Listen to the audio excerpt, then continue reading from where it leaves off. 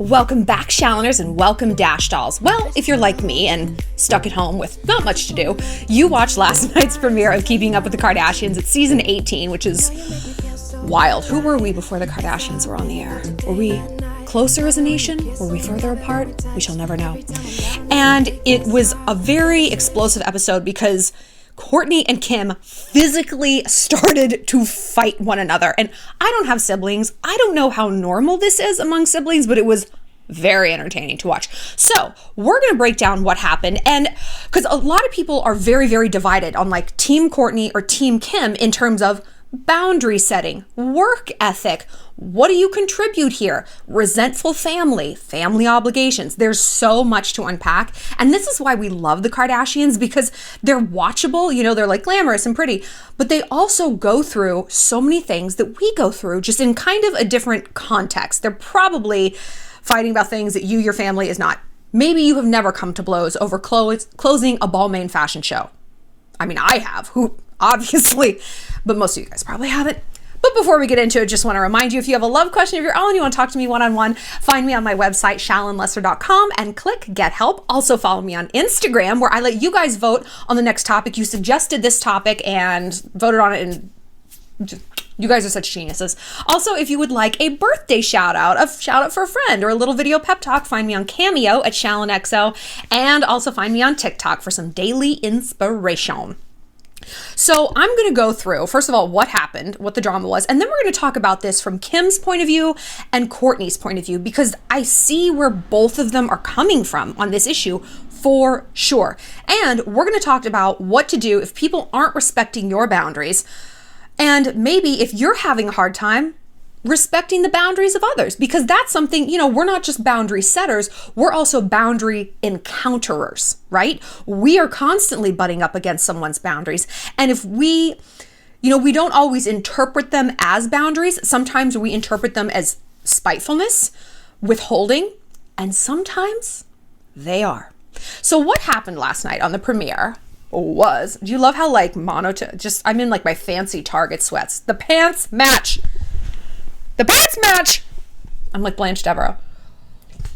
So it all kind of everything started to go left when Kylie got strep throat, right? How does that start a family feud? You'd be surprised.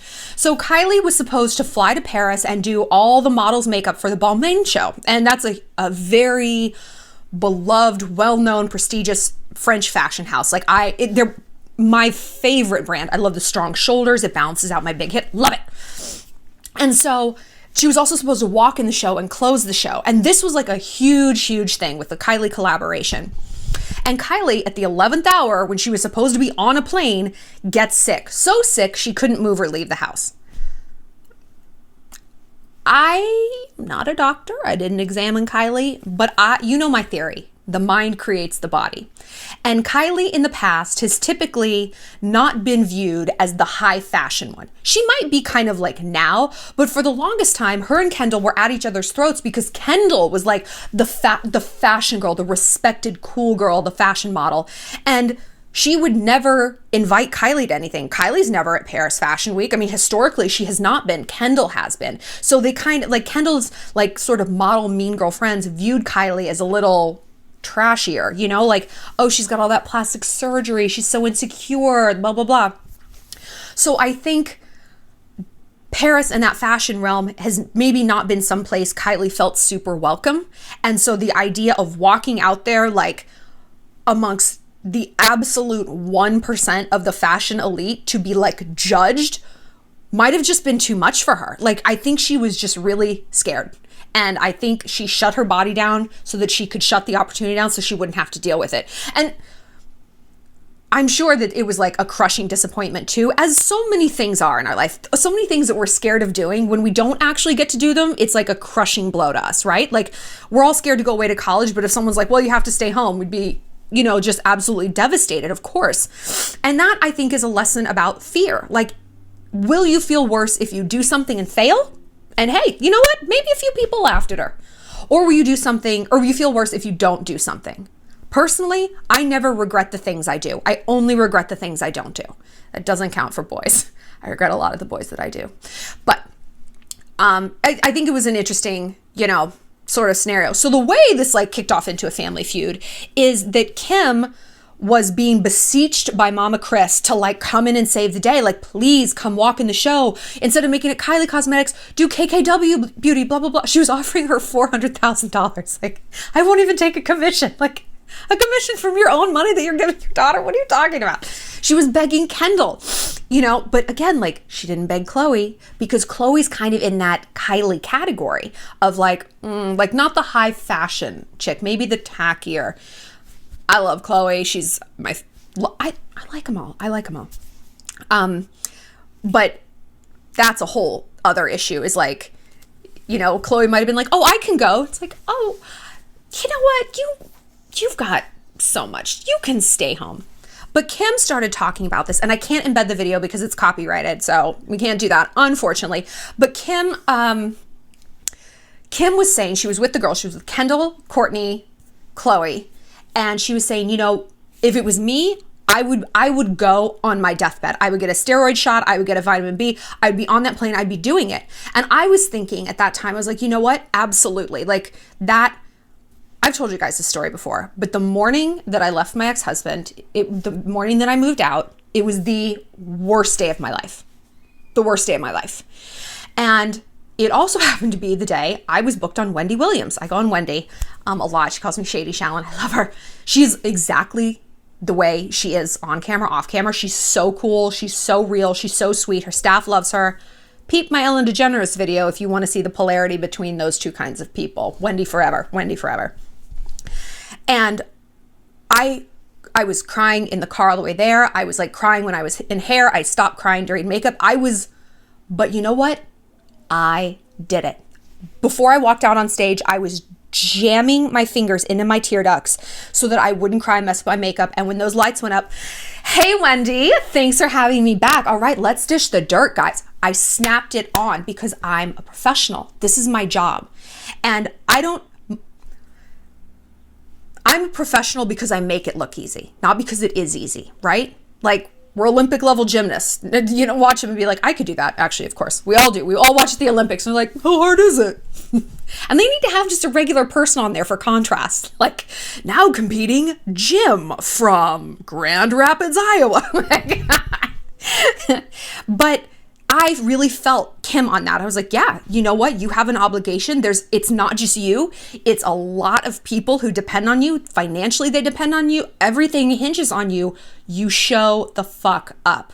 You sit on that private jet with 4 different IVs. You get those steroid shots. You pull it together for 15 minutes and you go die someplace else at a later date. And Kim had said, she's like, mom is so used to that work ethic from me and Khloe. And that got under Courtney's skin. She's like, what do you mean not me? And Kim's like, well, you don't care about anything. And then popped off. So earlier in the episode, the narrative had been, Courtney doesn't want to be here. Right? She was complaining to Khloe about how she didn't want to get in glam, which is their hair and makeup, which, by the way, she doesn't have to do any of. She literally can sit there and do whatever she wants. When I had my TV show, I would be asleep when I had my hair and makeup, not hair, but makeup. I could fall asleep like a dead princess and she could do my face. Great. This isn't a hardship on me. And it's not a hardship on Khloe either. Filming does take a toll. It's a job, girl. Not everyone wants to go to work every single day of their life. And she was complaining to Khloe about this. And Khloe was like, do you ever just start your day with a prayer of gratitude? And Courtney's like, She's on her phone, 0 fucks, not taking in this message. And that's become a recurring theme with Courtney. Closed for feedback. And that was another spat that Khloe got into with Courtney in the episode that I forget what Courtney was saying, but Khloe's like, when you say that, it just comes across as so rude. It comes across as so rude. And instead of Courtney saying, I'm sorry, I can see how that was misinterpreted, she said half of that. Okay, well, you just don't take my humor that way, so I just won't say that around you because you don't take it that way. The subtext is, you're the one with the problem. So you're welcome. I'm just gonna dial it down because you're too stupid to understand my high level comments. They were rude.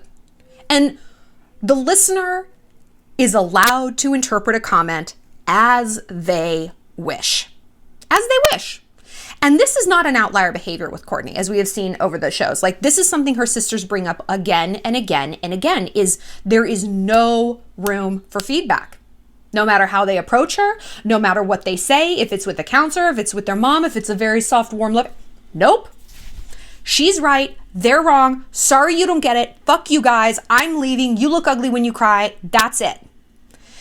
And that gets really old. And one thing Khloe said that really stuck out to me was, when we argue, there's not this attitude of collaboration. And what do we talk about when we talk about conflict here on this channel? Peace versus victory, right? I come from a warlike standpoint a lot of times.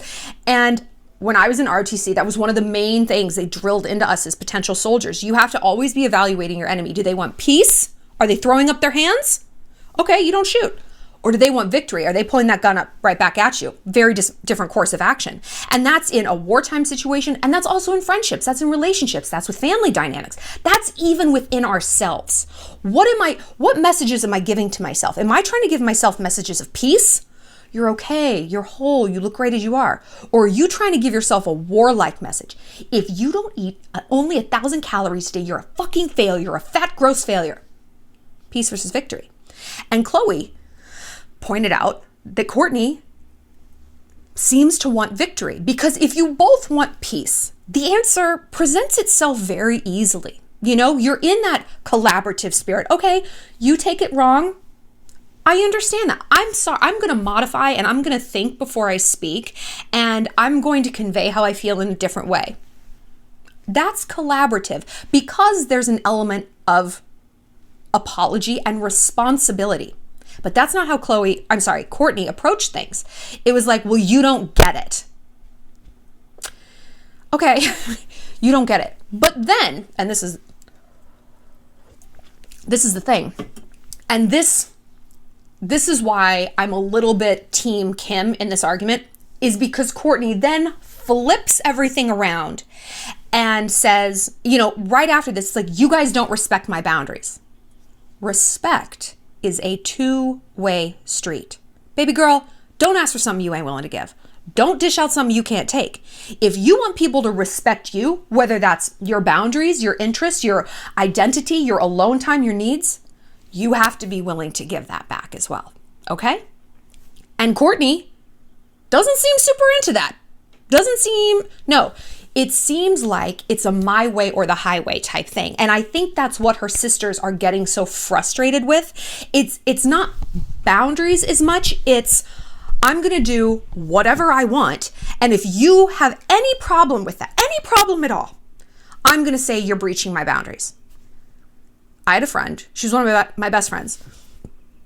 And no matter what she did wrong, one time she put her tongue in my boyfriend's ear at my birthday party. Okay? So I had a problem with that, as it turned out. And when I was like, what the fuck are you doing? She's like, you're attacking my character. You're attacking my character. That was always her response. You're attacking my character. Like it was some sort of like, boop, like some button that just froze the whole argument and she got to win and I wasn't allowed to say anything more. And finally I was like, who told you that that's an acceptable response? Who told you that that's going to get me off your back? And that like, that's the one line, like, oh, I can't attack your character. If your character is you're trying to fuck my boyfriend, yes, you're right, sweetheart. I'm attacking you. Was I making that not clear enough? And so it's like Courtney defaults to this boundary thing when she wants to just get everyone away from her, right? And not really be responsible for any of her behavior towards anyone else. And so in that sense, when people are actually breaching her boundaries, she's a girl who cried wolf, right? It's like, well, I was breaching your boundary when I told you to pick up a salad you dropped on the floor. So what? You know what I mean? So the fight began to escalate.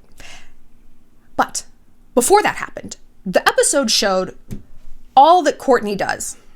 And she was sitting in glam. She was getting her hair and makeup done, holding her daughter. or her son, one of who, I don't know, they all look the same. And she was like, I just have so much to do. I do this and I do that, in her voice, and her calabasas voice that like I love. She's like, I just do all these things. And this like 25-year-old intern comes in. She's like, we need approvals on push, and you have a call and this email. It's like, there were things to do, but they were all things that were the majority being handled by other people. Her hair and her makeup. I'm sure someone else was cooking lunch for her kids at that time. The Poosh thing, which is Courtney's like, I do Poosh. It's my website. First of all, it sounds like you have gas, Poosh. And it's like the fact that your employee needed your approvals means that someone else is creating that content, right? Okay, like you're the boss, and that's fine. Like, who says you need to be writing all these articles and making the galleries and the slideshows? But my point is, Courtney isn't working at any higher of a level than Kim. You guys say all the time, you're like, you're a Kardashian apologist. I'm a Kardashian respecter. I respect these women. Like, they created this. They created this type of celebrity the hard way.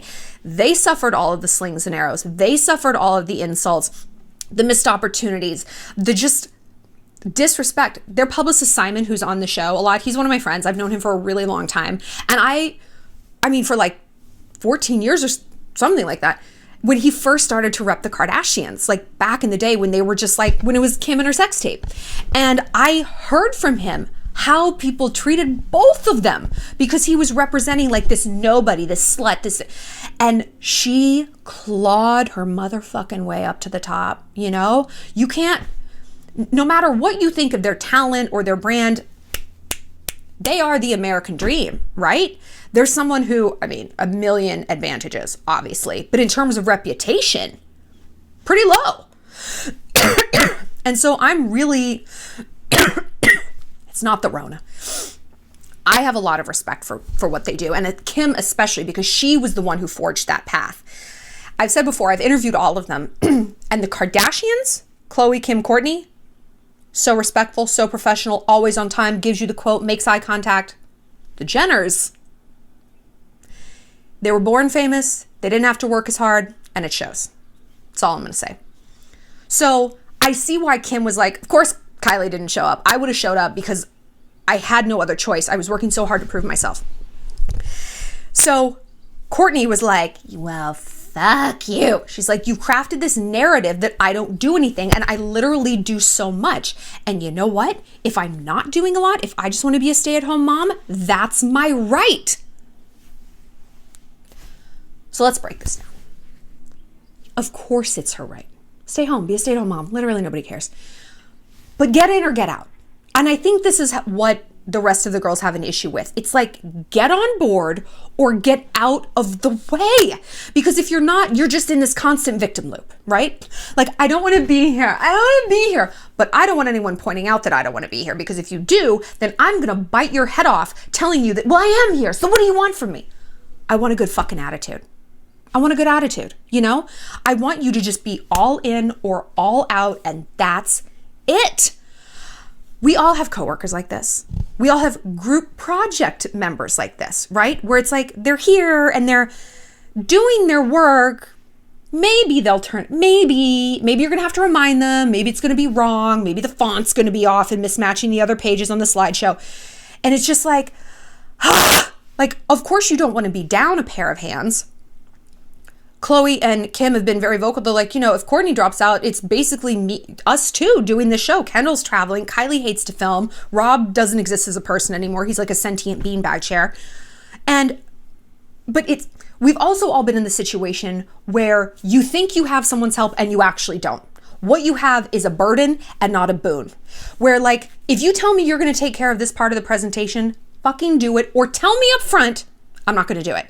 Don't let me think you're gonna do it, but then I have to stress the whole time that maybe you won't, and I have to stay on you. It becomes so stressful. You're like, I could just do this shit myself. I could do this myself. It would be less of a hassle. And that's how people become micromanagers, and that's how they become martyrs. So we see both Courtney and Kim up on their crosses, martyring themselves for Saint Kris Jenner, right?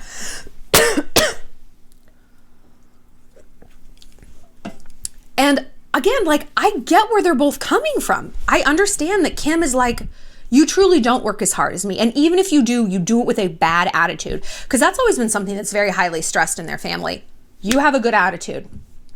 Kris would tell the girls when they were just starting out on this thing, like, you have to show up early, work harder, and with a bigger smile on your face than an A-list celebrity, because people are looking for you to fail. They are looking for a reason to cancel that next photo shoot, to drop that brand sponsorship, because you know what? She was a bitch to work with, and I don't need to. Who is she? Now they can afford to be bitches, but they're still not. I know people work with them all the time, and it's like, they have it down. It is part of who they are, and it keeps them grounded. It keeps them appreciative. It keeps them setting a good example. And Kourtney is straying from that. And I can see why Kim, who has worked so hard to make this like the vibe of the family, is very, very annoyed by this. And then bitches caught some hands, caught some smoke. It was so intense, and it's like not done. They're gonna like keep airing it in the next episode. I cannot wait. You know, they're like punching and slapping and like windmill slapping, you know, like little girls do. So what can we learn from this, right?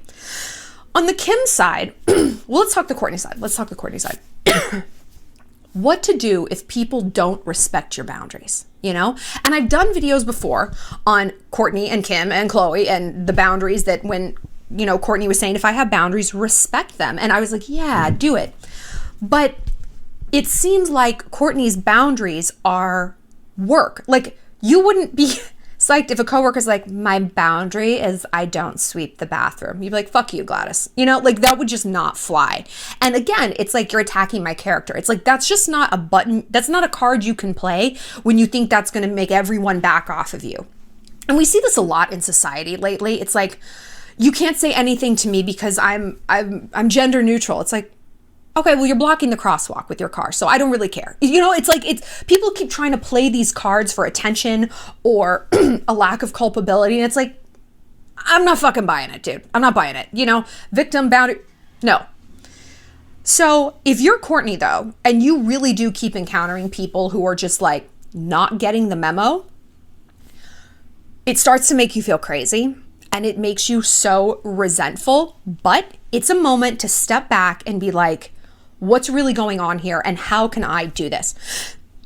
I was on a trip a while ago, obviously, and I had some friends who were also in that same city at the same time, and they wanted me to come hang out, but at like midnight. And I was like, no, I'm going to bed. I'm getting up early. I'm going to a cemetery to tour. I'm a big loser, and they were like, come on, it's our last night. It's such a cool time. And I was like incensed. And I called my boyfriend at the time and I was like bitching. And he's like, you are so mad about this. He's like, I'm not saying you shouldn't be. He's like, I'm just really surprised that you're so mad about this because this seems like a boundary you would not have a problem setting. And I'm like, well, I'm mad that they keep trying to breach it. And he's like, yeah, but everyone tries to get through a fence. That's why you build it, though. Like, you have to anticipate that someone's going to try to get through that fence. And I was like, okay, that's true, right? And when I wound it back, that I was like, this is simply human nature. This is not them attacking me. This is human nature where people are going to push you as far as you can in order to get what they want out of a situation, right? And it's not a purposeful or vicious thing most of the time. It's just how it goes. And when we can take the personalization out of it, we stop feeling like victims and we're like, you know what? This is simply how it's going to be. And this is all the more reason why I need to be real sure about my boundaries. Because I was mad because I wasn't sure. I was mad because they were bringing up exactly what I thought. It's our last night here. And what if we never get to have a drink in this, in Paris again? And I was like, oh my God, what if they're right? What if my boundaries are stupid, as we all feel when we're talking about our boundaries? What if this is stupid? What if I'm being selfish? What if I'm missing out, right? It's not Rona, don't worry. So we have to get real clear on why our boundaries are in place and what the benefit is. And most importantly, how we would feel if we tore them down, right? Okay, I'm gonna go meet up for a drink. How am I gonna feel? I'm gonna feel like a failure. Actually, I'll maybe have fun, but I'm going to be hungover and tired tomorrow morning. I know I'm going to sleep through the cemetery, and I'm going to be like, great. I missed seeing this thing that I really wanted to see because I caved into peer pressure. It wasn't organically that I wanted to do this, right? So I've realized I would rather let someone down than let myself down. And that's difficult. That's really difficult sometimes. But the more you do it, the more you get comfortable with it. And then you become addicted to it. You become addicted to saying no, right? No, I don't do that. No, thanks. I don't smoke that. No, I don't want to go there. I don't want to go out with you. No, thanks. And you get better at it.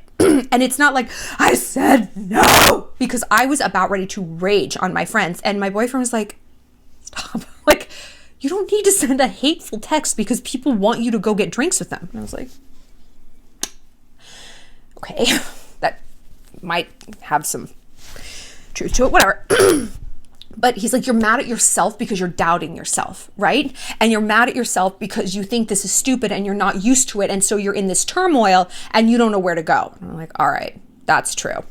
But now, like, and it helped with this quarantine because I've had friends be like, hey, like, do you want me to come over and we can sit in the backyard? And I was like, no. I mean, I want to see you, but there's something I want more, which is to not die or pass on a disease that could kill my mother, right? And so I feel more comfortable saying no now, but it was a rough beginning at first. But just know that it's going to get better. Now, what if you're the Kim? What do you do if you feel like you're dealing with someone who has all these boundaries and you're like, okay. I have friends like this. Well, I have a friend like this. And it's like, yeah, it's like the boundary barn. Everywhere you turn, boundary. And I don't understand them, you know? And I won't even go into detail in case she sees this, but it's like, that's her, accept or deny. Accept or deny it, right? I try to look at her boundaries as fact and not malleable fiction. They are brick, they are not soil, right? I'm not going to try to get through them. And if I feel very, very compelled, like that same kind of like ragey, like mania about it, why do I care so much what her boundaries are, right? Why do I care that she doesn't get dressed up if we go to a club? Why do I care? Why do I care? Why do I care that she rarely washes her hair? Why do I care? You know, how does that affect me at all? And the thing is, it's like, I didn't see that as a boundary for a very long time. It seemed purposeful, spiteful, like we were talking about, and like how Kim and Khloe see Courtney at times. It's like, you're purposely withholding. You're purposely doing something to piss me off. Girl, it ain't about you. What do we say? We wouldn't care how much people thought about us. Nope. No, say it again, Shallon. We wouldn't care so much what people thought about us if we knew how seldom they did, okay? My friends, like your friends, aren't sitting home with a whiteboard and mapping out boundaries specifically to piss you off. Probably not how they're using this quarantine, you know? So we have to accept that, like, their line in the sand, no matter if it seems that way, whatever it is, if it's a boundary, if it's a pattern, if it's the way they do things, if it's a preference, that it is. And it comes from them, and they are allowed to be like that. And I know, but their life would be so much better if they just listened to us. What if they, if she just flat ironed her hair, if she just put on heels, if Courtney just filmed more, she would make more money, she would do better. I know. But what is codependency? What is codependency? Caring more about someone's problems than they do. Because for them, it isn't a problem. It's how they want to be. And it might never make sense to us. Might never make sense why Courtney doesn't want to do that show. Literally, I don't know. It just increases her street cred. Why doesn't she, if she's the mom one, why doesn't she come out with like a childcare line? Like, really thrown herself behind like some parental charity. I don't know, but that is what it is. And to plug into that and try to like fix it and solve it just divides you further from people. It makes you more resentful because even if you come up with this answer, like, I figured out why you don't want to film, that doesn't change anything. People don't really love to be psychoanalyzed. You guys do because you're insightful. We're smart here. But like, Kourtney does not. Kourtney does not.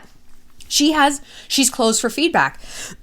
So it's all great. It's well and good if that's a friend and they don't get dressed up when you go to a club. All right. You probably don't have to encounter that situation that much. But what if you're like the Kardashians and their problem is your problem? Their decisions truly do affect you. Try to like get some space with that as much as you can. It's like we were saying, like, I would rather just know that you're not going to do your part in this group project so I could take it on. Even though it's more work, it's actually less stress in the long run for me. Maybe that's how Kim and Khloe would feel. Like, if you quit, at least we will know what we're working with, what our workload has to be. We can adjust accordingly. We can add more people into the cast. And we won't have to deal with your fucking attitude. And they won't have to deal with this constant struggle within themselves either. Accepting someone's limitations, that person might call them boundaries, we might call them limitations, vice versa, is crucial to a harmonious relationship. And I don't just mean a harmonious relationship with them. I mean one with yourself. So you're not in Paris freaking out that people want you to hang out and acceptance. That's how they want to spend their time. Getting drunk, staying out till 4 a.m. That's not how I want to spend my time. Why is one of us right and one of us is wrong? I mean, I can see that I'm right, and they're like, we can see that we're right. Kim and Kourtney obviously feel like they're both right, but both things can be true. Two people can be right, and it's about finding that space where it's like, okay, I don't go out with my friend to clubs. We go and do different stuff. Okay, the people in Paris, like, we're going to catch up when we're all back in New York City. That's fine. I'm willing to go out then. And so with Kourtney and Kim, it's like, okay, you quit the show, or I see you when you walk into the scene and film, and if you start complaining about it, I turn and I walk out of the room. I leave the group chat, I hang up the phone. And you can communicate that to people. Be like, you know what? I understand this is your boundary, but this is how it affects me. And I respect your right to have this as your boundary, preference thing. You're it. But then my reaction is also an it. My reaction is also a thing, and it is also valid. Okay, so maybe we can talk about how to coexist with our two its sitting here, you know, maybe. So it's not a super easy solution, but again, that kind of solution comes down to collaboration, comes down to a spirit of collaboration. And if you're dealing with a Kourtney who it's like, no, this is what it is. You don't like that I'm complaining my way through this shoot? Too fucking bad. All you can do is all you can do. And when people choose a behavior, they choose the consequence, right?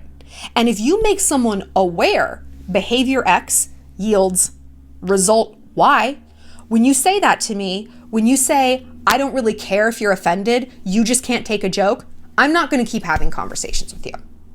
And then you got to put that into action. And it's going to feel unfair that you're the one who has to change and move your situation around and maybe skip a few family dinners because you can't get along with your sister. But in order to protect your peace, and remember, peace versus victory, that's what you should do.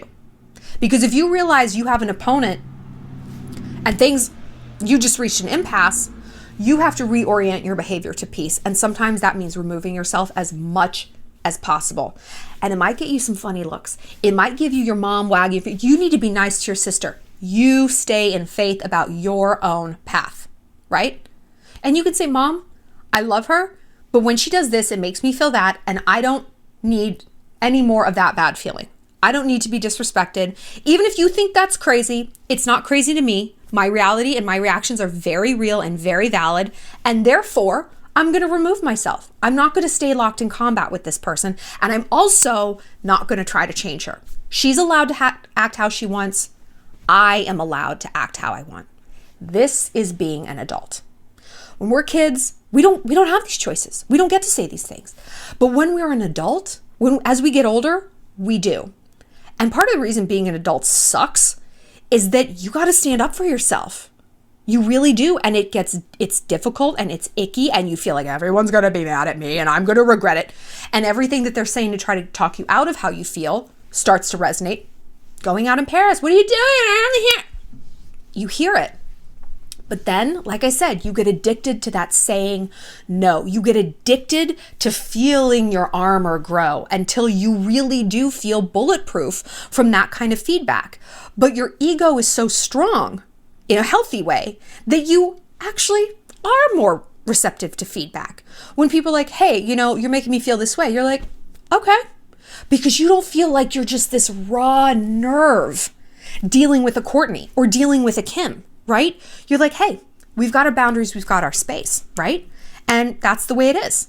So now when someone comes to you with real feedback, you're not so gassed up. You have the emotional bandwidth to handle it. So I want to know what you guys have to say about the Kardashians and this episode. Whose side are you on? Are you on Team Kim? Are you on Team Courtney?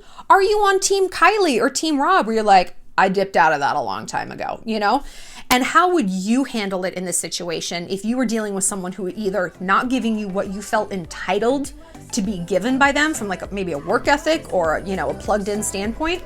Or how do you deal with someone constantly eroding your boundaries and not respecting them? We'll swap information. Like I said, click like and subscribe. Find me on Instagram at shallonxo. And if you have a question, head to shallonlester.com.